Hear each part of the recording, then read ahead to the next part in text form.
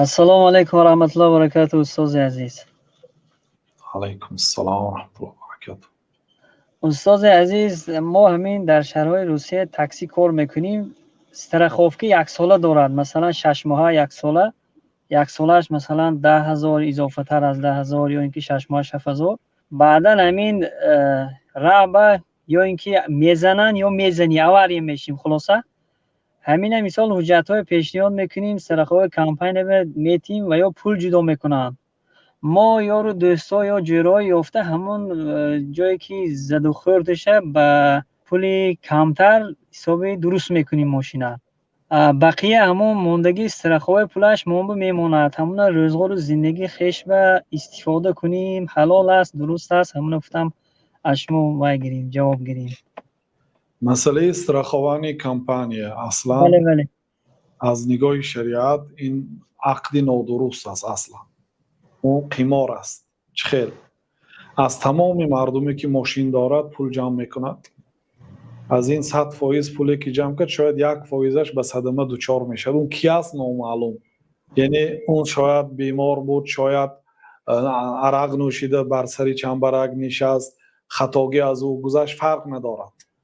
یعنی که از همون مقدار، از همون پولی عموم با اونجا صرف میشه. یعنی یک آدم قاعدوی حی میکند، احتیاط میکند، طبق قانونهای راه ماشین میراند، او یا مجبور است که پول دهد. اصلا این استراخوانی کمپانی یعنی که این نمودی کارها نادرست است. این اصلی شرعی هست. وقتی که در دیار این خیل زندگی میکنید و مجبور است، استراخوفگاه ها دو خیل میشد. یک قسمش مجبوری هست، دوم قسمش اختیاری هست. اون قیمتاش این ارزانکاش مجبوری هست. یعنی بیوه شما حقوق ماشین های کردن ندارید و شما با ماشین های کردن حاجت دارید.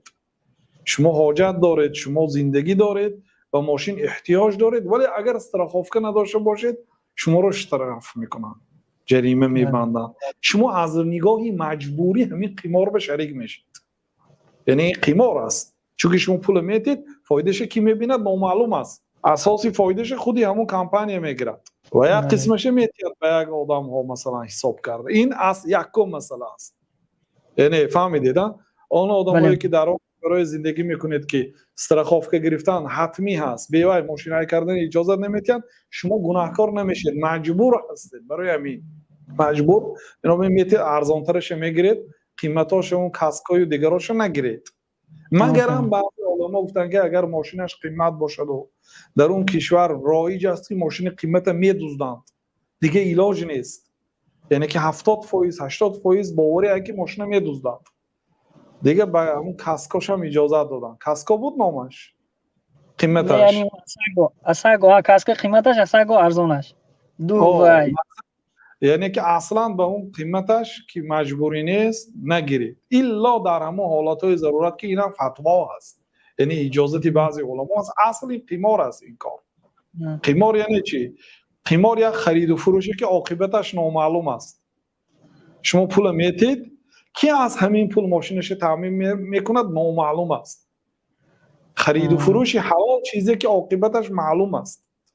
خب این از جمله قمار است. لیکن مسئله دیگر این است که یک برادر ماشینش زد، به او استراخوانی کمپانی مثلا $1000 پول جدا کرد برای تعمیرش.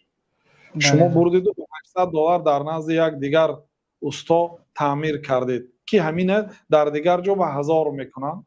تا جایی که میدونم یعنی که اصلا همین اگر با رازگی طرفین باشد، با رازگی علل خصوص صاحب ماشین باشد، الله اعلم اجازه هست. لیکن از جهت دیگر شما از درآمدتان از جای قمار است. اون $1000 از کجا جدا شد؟ از پول قمار جدا شد. بنابراین خودداری کردنتان بهتر است از این خیلی نمودی تجارتایی که شبهه دارد. فهمیدید؟ اصلش که مبلغ حرام. استاد عزیز مایلش میندار، تشکر از شما. آخه این پولی که مثال بقیهش من خیر کنم یا خودم استفاده کنم روزگار زندگیم با خیر کنید بهتر. خیر کنم یعنی بهتر. الله عوضی نیک میتید. برای اینکه ما اگر سبوک گیریم شبهناک است. حرام نگوییم و سخت نگیریم، میگوییم که سبوک گیریم، میگوییم که شبهناک است. شبهناک شد از شبهه پیامبر صلی الله علیه و آله گفتن که دور شوید. تا اینکه به فرزنداتون لقمه‌شو الله من خیرم. الله عمرتون و برکت یاد، علمتون برکت یاد. جزاک الله خیر.